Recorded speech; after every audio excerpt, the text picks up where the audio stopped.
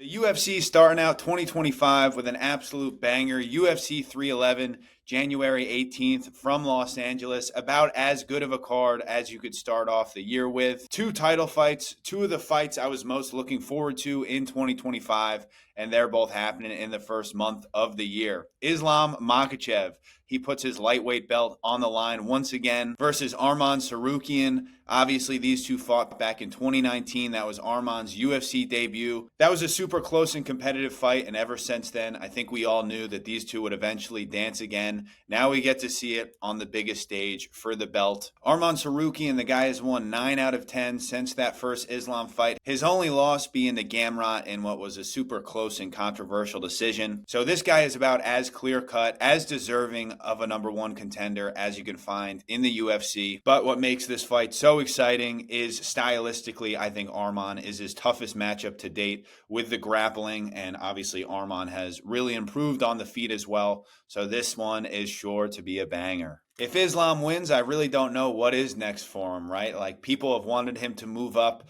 He says he's not going to fight Bilal. So if Shavkat can win that 170-pound belt, will we see Islam move up? Will we see him retire? I know with Khabib retiring early, I think that is a realistic possibility for Islam. Or will he just keep defending the belt at 55? Not too many new challenges for him. Obviously, the Topuria super fight is there. A lot of options for the guy if he can get it done. But obviously, he's got his hands full with Arman Tsarukyan. Moving on, in the co-main, again, you don't see the UFC roll it out like this with two title fights on the same card very often. I think they should do it more often.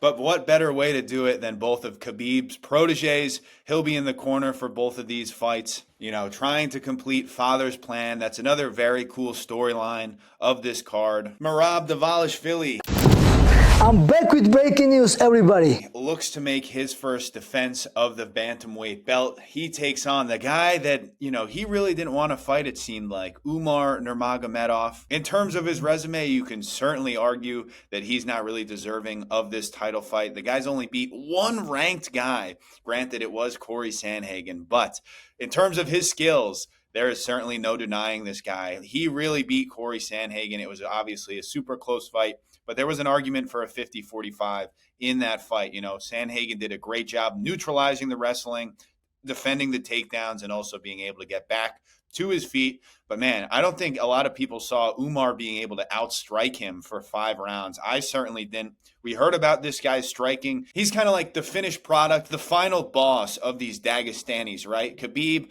obviously had all the wrestling. We saw Islam start to add with these hands, right? Become more of a well-rounded fighter than Khabib.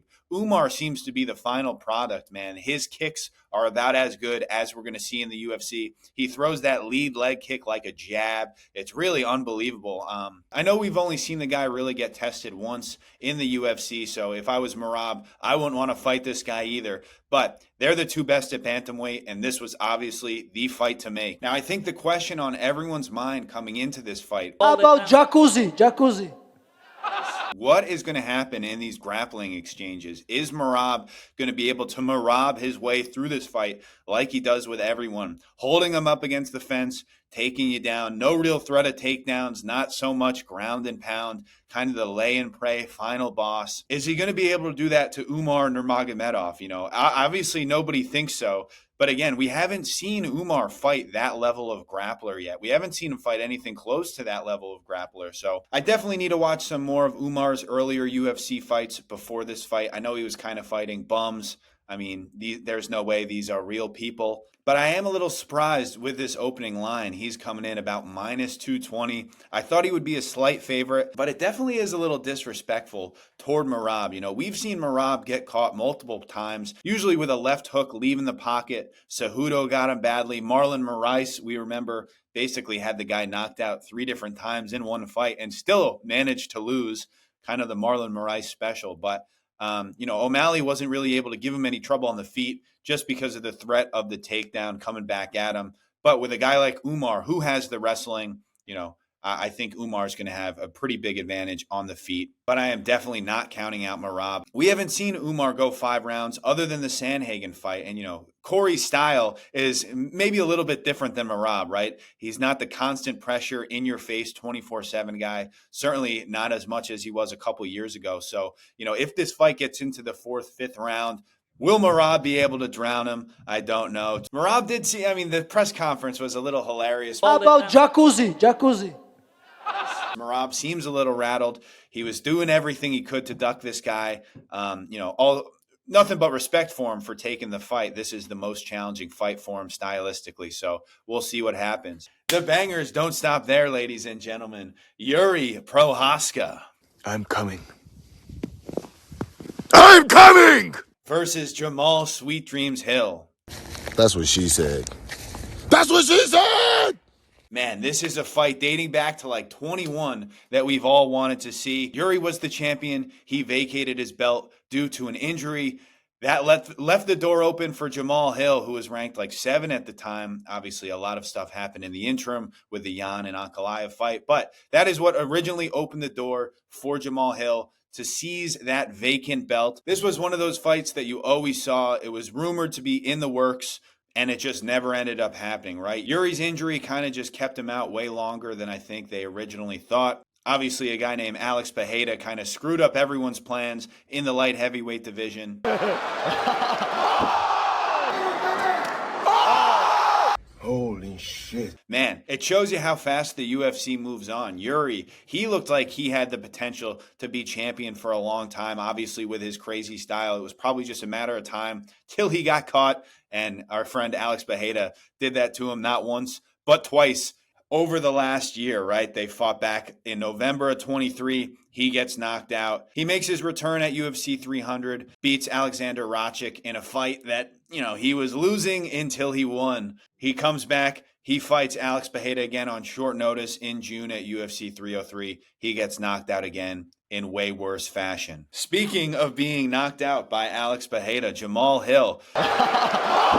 So the guy won the belt. He got injured in like a freaking pickup basketball game or something. He vacates the strap. He comes back and he fights Alex Pereira at UFC 300. I don't have to go into much detail about what happened there. I also don't have to go into much detail about the run that this guy has been on since this fight. Holy smokes, a masterclass and how not to handle a loss. You kind of feel bad for this guy at this point. It seems to have just gotten worse and worse. What started out as him kind of just coping, saying, it was the weird stoppage. It was only 2 seconds after that, yada, yada, yada. It has just gotten way weirder. And the most recent run-in with him at the UFC PI just about 2 weeks ago at this point, where, he just walked up on Pereira, and then he was the one who didn't want to fight him. So I don't really know what exactly he wanted out of that exchange. He came right on after and was like, this guy wants to fight for free. I don't fight for free. Let's do it for a lot of money. It's like, well, the first thing you said was, we're not on Twitter anymore. What are you going to do? It's like, well, what did you think was going to happen? So a whole lot on the line, not just in the rankings, but in the respect department, man. If Jamal Hill goes out there after all the shit he's been talking, these last 8-ish months, it is not going to be a good look for the guy. And if Yuri Prochazka goes out there and loses, after getting brutally knocked out in 2 of his last 3, I don't really know where you go with that guy either. So huge fight. Both of them big names as well. So, they could kind of sneak their way back into that title picture with a win. Not saying they deserve it, but, I'm just saying it how it is because that's what I do. But this is another fight. This was on my list of fights I wanted to see in 2025. Stylistically, it's a little bit weird, right? Jamal Hill, much more clean style. He's got good boxing. He's got a lot of power in that left hand. He's got some good kicks as well. Yuri, the most unorthodox style you could possibly get in the UFC. And now people are starting to question whether or not this guy was ever that good. He came on the scene, flatlined Volkan Oezdemir, flatlined Dominic Reyes. He was losing for the majority of his title fight versus Glover Teixeira. He wins. And now, as I've said, we've seen him get knocked out badly twice. He desperately needs a win. I know he teased moving down to 85.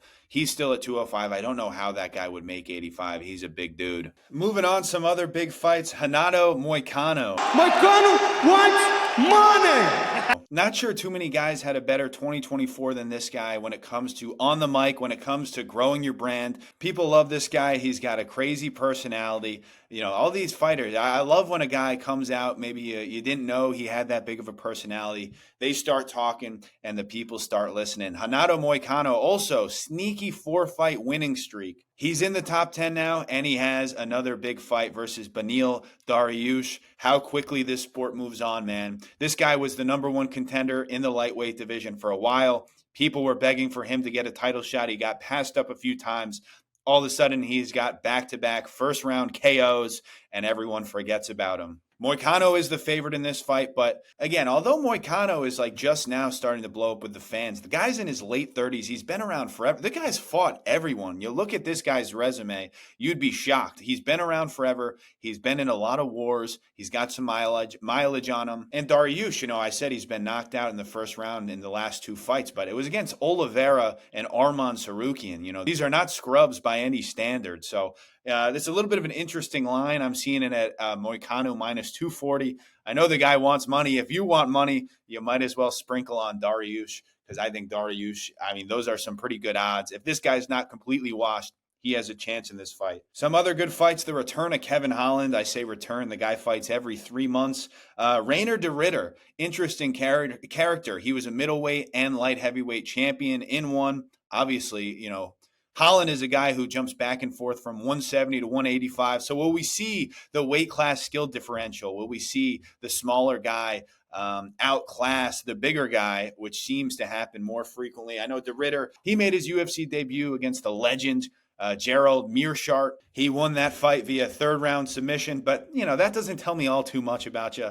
Nothing but respect for GM3, but, it'll be interesting to see what he does with Holland. I can't find a line on this one yet, but that's another fun fight. Got some other interesting names on this card. We got Johnny Walker. We got Peyton Talbot getting back in there. Big fight at heavyweight. We got Jailton Almeida versus Sergey Spivak. UFC starting 2025 in the biggest way possible. For as much hate as the UFC gets, as much hate as Dana gets, they do keep raising the bar, putting on great fights, and 2025 is off to about the best start possible with this card at UFC 311.